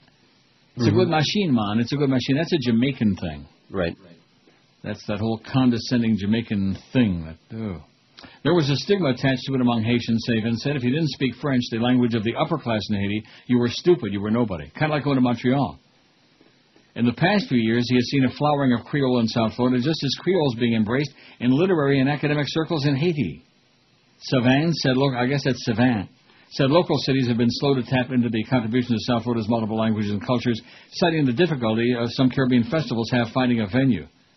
In cities like New York, foreign languages are vital. We need to recognize that everyone who comes here from another country brings something, whether it's food, music, language, that adds to our humanity, he said. I guess he left off disease and poverty and desperation and crime. The language trend is similar in Palm Beach County, where 26% of residents over the age of 5 speak a language other than English at home, up from 22% in 2000 in Palm Beach County. You know what this reminds me of? It's like white flight in Detroit. Now, those people that were fleeing Detroit like back in the 60s, now they live like in the Upper Peninsula, in the UP. I mean, they moved to Pontiac, and they built a stadium there, and the dark folks kept chasing them, and then they would catch them, and then they'd keep, oh, you're not going to catch us, and we'd keep moving. Pretty soon they're going to be up here, eh? Cuban-American Jorge Goyanes remembers the days when ordering a Cuban coffee drew blank stares. No tiendo. I remember moving up here in '83. I had to hustle to find out where Cuban bakeries were, and there was only one. In '83, said Goyanes, 52 of Lake Worth. Sounds like a Goyanes to me. Now I can go anywhere to get my Cuban bread and café con leche. Goyanes is past chair of the Hispanic Chamber of Commerce of Palm Beach County and serves on the Chamber's board. When he joined the Chamber 15 years ago, it was a social club of 40 members. Today its membership is over 500. 500. Is that correct? 500. 500? Oh, no. 500. Yeah, like Quinn. Like Brady Quinn? Just like that. Goyanes says about half the customers at his auto repair business, car clinics, speak no English. Hispanic immigrants traditionally like to deal with people in their own language, but my clients have no choice, Goyanes said. As the number of foreign language speakers grows, some criticize government efforts to translate services. I have a problem when I get my driver's license and you have multiple languages to choose from, said Angela Jackson, 38 of Hollywood, and an opponent of legalization for undocumented immigrants. We have people driving on our streets who don't know English and voting in foreign languages. I wouldn't dream of going to Mexico and demanding that everybody speak English. Well, let me ask you this, Angela. Why not? Osama Bin Laden, and whenever I am in Miami, I listen to Nero Rogers 12 to 1 hour. Lonely, but can't get to an airport men's room? Then call 1-900-LARRY, and you'll feel like you're in the next stall. I'm a fairly wide guy. Call 1-900-LARRY to hear more. I tend to spread my legs when I lower my pants. Ooh, how long before the hunky, hypocritical Larry Craig satisfies your every need? Oh, a minute or two at the most. Oh, he's good. And how often should you call? Almost weekly. We agree. So resign yourself to your fantasies and call 1-900-LARRY now. Men only. No women, please. I don't do those things. 12:02 at 560 WQAM, and we got bad news for you, Chris. We're stuck on 908. We're stuck and can't move the needle. Maybe Eric has put his foot on the brake. Let's go, Eric. Move. Yeah, get your big fat foot off the brake here. I don't think he's poshing around with it. I think we're just stuck there because it's getting too close for safety to the Marlin pregame show. That's coming up at 12:30. Ooh, what was that on? Did you hear that? It's just like stuck I heard there. it. Like the poll, everything is like stuck. Wow. Here's the poll. Which do you think we'll see first as president? A woman, 504. None of them, 168. An African-American, 158. I don't care about politics, 50. And a gay man or woman, only 28. 28. Pretty weak. Out of 908. And it's just stuck there at 908. It's been stuck there for we could be well on the way to our 950. So either everybody is gone, they've turned the radio off, they know the Marlin game is coming on, or they hate us like poison now for something, or that thing is just stuck. Eric? Maybe they all left to go to the game. They're on the way to the ball game, that's right. Or maybe they're on the way to Shull. 0909, we got another one. He'll be late. You need 41 votes in 28 minutes. I thought you had it licked, man. See, remember I always used to tell you? Don't count your votes before they Don't hatch. count your poll votes before they hatch. Pakistani President Pervert Musharraf, a key U.S. ally, is less popular in his own country than al-Qaeda leader Osama bin Laden, according to a poll of Pakistanis conducted last month by an anti-terrorism organization. See, those Pakis, man, they like the terrorism. That's their bag. I think what we ought to do is tell our good buddies in India, where we have all that cheap labor that's destroying the American economy, tell all our good buddies in India to just drop the nukes. Nuke them. You think that's a good idea? Sure. And then we can say, we didn't know nothing. We didn't have nothing to do with it. 9:13 now. You got a little chunk. Additionally, nearly three-quarters of poll respondents said they oppose U.S. military action against al-Qaeda and the Taliban inside Pakistan, according to results from the poll conducted by independent polling organization Terror Free Tomorrow. Isn't that what we're living for, is a terror-free tomorrow? Tomorrow. I think that's what we're all looking for. We have conducted 23 polls all over the Muslim world, and this is the most disturbing one we've ever conducted, said Ken Ballin, the group's head, or is that Ballin? Ballin the Jack. Pakistan is the one Muslim nation that has nuclear weapons, and the people who want to use them against us, like the Taliban and al-Qaeda, are more popular there than our allies like Pervert Musharraf. The poll was conducted for Terror Free Tomorrow by D3 Systems of Vienna, Virginia, and the Pakistan Institute for Public Opinion. Interviews were conducted face-to-face August 18th to 29th, or is that face-to-veil? Now, the Pakis, do the women there wear veils also? See, I get confused. And living here, I should know much better, although I don't. Here it's even more confusing. What? You ought to know. But I don't. I know the Indians, because the Indians are all cab drivers. But some of those are Pakis, too. I don't know. You better be careful what you say, that's all. My cab guy, my regular cab driver, he's lesbianese. And hates the Muslims, by the way. Hates. Well, he's Catholic. You know, he's got the beads hanging from the rearview mirror. I see. According to the poll results, bin Laden's got a 46% approval rating in Pakistan, and Pervert Musharraf only 38%. George W. Bush, guess what percent his approval rating is in Pakistan? 9. Good guess, Robert. You idiot. 9. Asked their opinion in the real purpose of the U.S.-led war on terror, 66% of poll respondents said they believe the U.S. is acting against Islam or has anti-Muslim motivation. Others refused to answer the question or said they didn't know.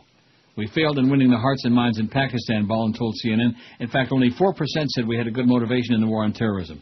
74% said they oppose U.S. military action against al-Qaeda and the Taliban inside Pakistan.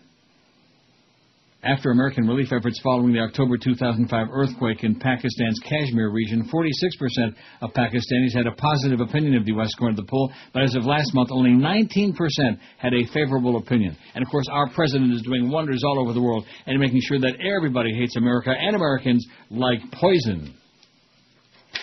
When you got 920, you need 30 votes in 24 minutes. 924, you need 26 votes in 24 minutes. They're going to do it for you. They're going to do it just for Chris. I mean, this is a crappy poll, and it's a stupid. It phrased poorly, and whoever sent it in, thank you. Now, we never knock the people that send us in the polls because that's the toughest part of our job, even though the poll is very insignificant, and I give the numbers way too often. You're reading numbers, you're mailing it in, you're mailing it in. I think that's Joe Bell doing a voice, the mailing it in guy, you know. Well, you know, Joe, he's going... Finally getting summer withdrawals now, probably the fact I'm on full-time every day now. I remember he asked you what day I was coming back on full-time? Right. Several weeks ago. As if there was going to be like some promotion for it or like some mention. Other than on our website. Nice job, by the way, Eric. Thank you. Other than that, and again, it's preaching to the choir. Recycling the same crowd. And then, of course, they move away, they die off, they decide they like something else better. And you just you watch them whittle away your life, your livelihood, your existence. And in your case... I'm your host, Rebbe Menashe Scheinbaum. Joining me this morning is Ethan Skolnick. Ethan. Hi. Evan Cohen. And, of course, Geldy Geldstein. This, gentleman, is my question. Why sports? Because in high school, we always got picked last. No, not at all.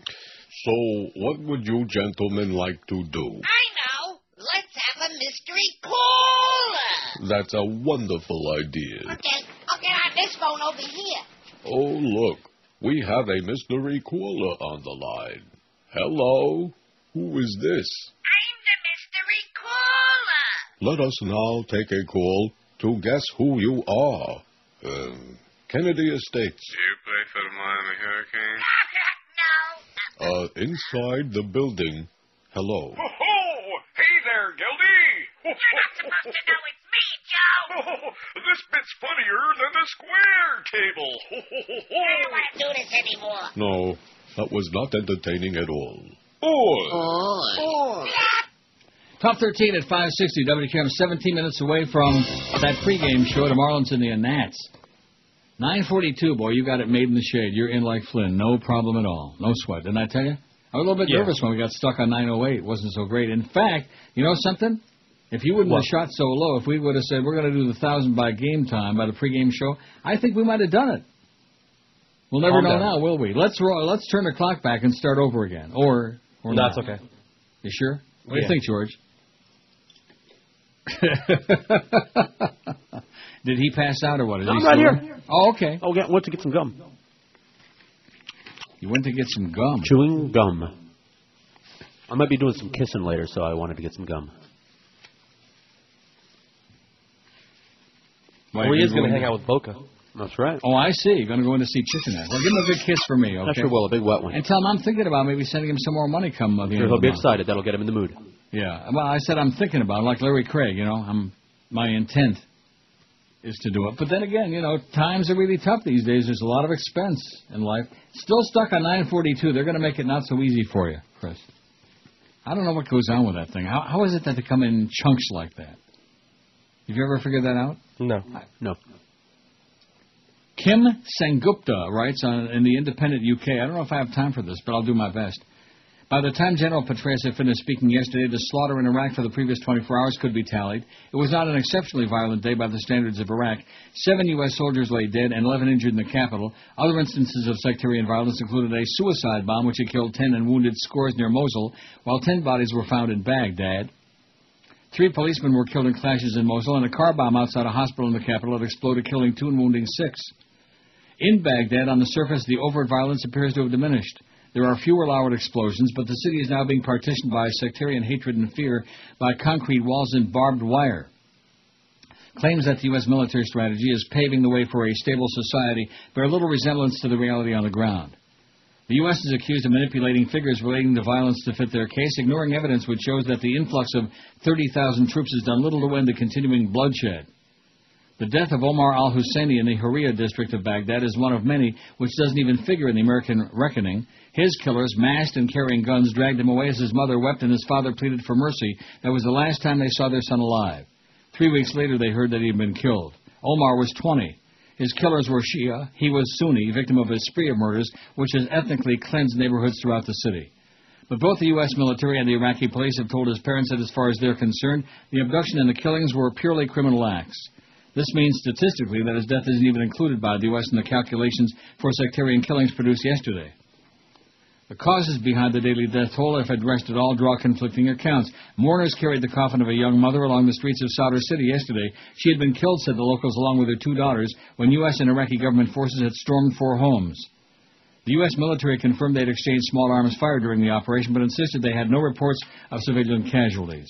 Also yesterday, attendants at the Baghdad morgue did their job of collecting bodies, nameless victims of faceless killers. Omar's father, 48-year-old Barzan, said the attack on his son came after the Mehdi army, a Shia militia, declared that they must leave their home. We were going to leave. We didn't want any trouble. We had very excellent relations with our Shia neighbors, but they couldn't do anything to help us, he said. The Mehdi army were also saying that my 2 sons were involved with the insurgents. This was not true. They had nothing to do with politics. Mohammed was away when they came, but Omar was there, and they took him away and shot him. The police and the Americans say he was an Ali Baba thief, and this killing had something to do with that, but everyone knows why he died. It's because we're Sunnis. Not far away from Barzan's new home are other houses, some with single marks on the doors and windows, properties of Shia who have been terrorized and driven out the other way. The walls being put up by U.S. contractors at record speed are formalizing this breakup of Baghdad along sectarian lines. Militias rule the roost in the newly created ghettos, armed young men with sunglasses manning checkpoints, collecting levies from passing traffic, and meting out their own justice to victims who would never make the calculations on the effects of the surge. Since the start of the surge, the deaths of U.S. soldiers have fallen from a peak of 120 in May to 56 in August, but there are significant discrepancies between the figures for civilian deaths presented by the U.S. military and independent estimates. According to authorities, 165 civilians were murdered in Baghdad in August, a slight increase on the previous 2 months, but a sizable decrease since the beginning of the surge. However, figures released by Iraq's Interior Ministry suggest that at least 428 people were murdered in Baghdad last month and 612 in July. The AP's tally of civilian deaths throughout Iraq in August was 1,809, the highest this year. Under the U.S. military rules, a corpse shot in the back of the head is a sectarian killing, while one shot through the front is deemed to be a criminal one. Even under this arbitrary criterion, it would be difficult on many occasions to distinguish which particular group of death they may fall under. Attendants at the Baghdad morgue point out the victims often bear multiple gunshot wounds. Hours before General Petraeus appeared in Washington, the Iraqi Prime Minister Nouri al-Maliki gave his own assessment of the surge. The key to reconstruction, economic development, and improving people's standard of living is security, he said. Violence in Baghdad, he declared, had dropped by 75%. He failed, however, to provide any actual numbers. Speaking of numbers, you got your 950. Aren't you proud? Oh, I'm so proud. Say it loud and say it proud. We got our 950 votes on a really bad poll on a bad day. Erev Rosh Hashanah, Jewish New Year, and a Marlins Nats game coming up in 11 minutes and 8 seconds, Baduz County. And you thought I was crazy. Well, I know that. Look where you're working and how much you're getting paid. Very true. That's crazy. Which do you think we'll see first as president? A woman, 526. It's not even close. None of them 174. African-American, only 169. You'd think we were talking about some kind of a racist country. And we are. I don't care about politics, 51. And a gay man or woman, only... About 30, man. 30 votes. Some out of the closet. Some like Charles Nelson Riley, for example. Is he still alive? I guess I don't think so. Did he croak here recently? I'm not sure. Hey, I think he did. I think we mourned. Yeah. In fact, we've got a goodbye. Don't we have goodbye, Charles? Let me Something. see. Oh, yeah. He's dead. Goodbye, Charles Nelson Riley. He's dead. Like, wow, jeez. Christ. Well, we'll find some screamer. Maybe Richie Simmons. Raining town at 560 WQAM.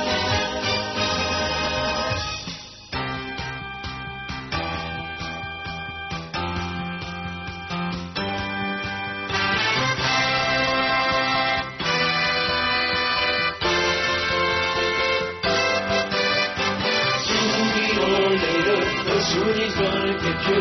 Sooner or later, the Sunni's gonna get you. Sooner or later, the Sunni's gonna get you. The Sunni's gonna get you. In the war you'll never win. Resistance is what you'll find when you commit genocide. With the blueprint of Nazi occupation. Iraqis try to defend their homes against us instead of the Saudis that deserve retaliation. Sooner or later, the Sunni's gonna get you. The Sunni's gonna get you. In the war you'll never win. You leave no child behind by sending them off to die in a war that's insane and homicidal.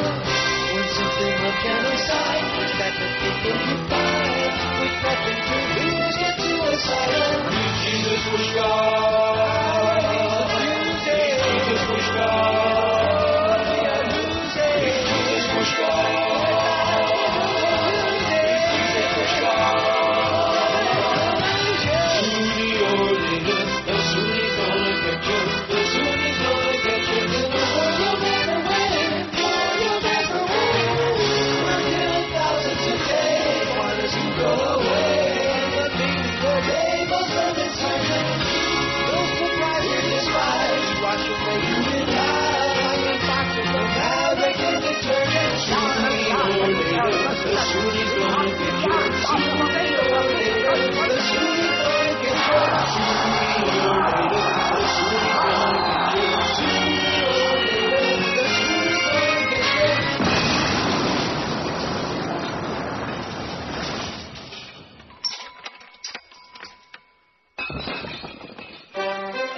This is Eyewitness News. It now appears that Senator Larry Craig may not go quietly after all. A half hour before announcing his intent, he left this message, apparently meant for his lawyer, at the wrong number. Billy, this is Larry Craig calling. I am gay. I seek activity in bathrooms. I lower my pants, spread my legs. I hope Idahoans will allow me to continue serving gay people at the Minneapolis airport. Thank you. Bye. What a sack. Sack of Idaho potatoes, that is, right?